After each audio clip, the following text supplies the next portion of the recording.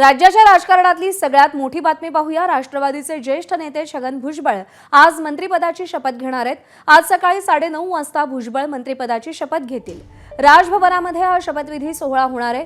संतोष देशमुख हत्या प्रकरणात आरोप झाल्यावर धनंजय मुंडे यांनी मंत्रिपदाचा राजीनामा दिला आणि त्यामुळे रिक्त झालेल्या जागेवरती आता भुजबळ विराजमान होतील। अन्न आणि नागरी पुरवठा खातं पुन्हा भुजबळांकडे जाण्याची दाट शक्यता आहे। महायुतीचं सरकार पुन्हा सत्तेत आल्यावर भुजबळांचा पत्ता कट झाला होता। त्यानंतर त्यांनी तीव्र नाराजी व्यक्त केली होती। समता परिषदेच्या जागोजागी सभा मेळावे घेत भुजबळांनी त्यावेळी आपली भूमिका मांडली होती। भुजबळांनी नाराजी व्यक्त करताना अजित पवारांनाही लक्ष्य केलं होतं, मात्र अजित पवारांची साथ सोडली नव्हती। आता भुजबळ मंत्रिमंडळामध्ये परत येत आहेत।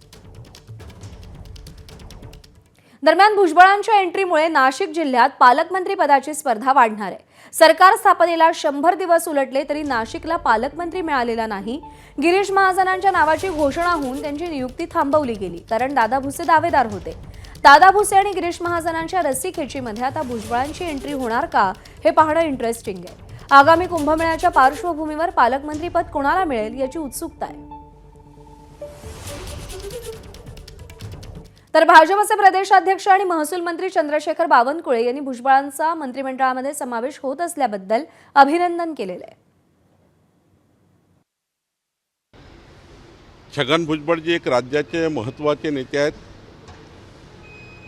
त्यांनी संपूर्ण आयुष्य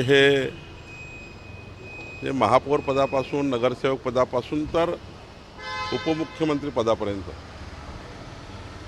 अनेक वर्ष सरकारमध्ये काम केलं आहे आणि यशस्वी काम केलं आहे।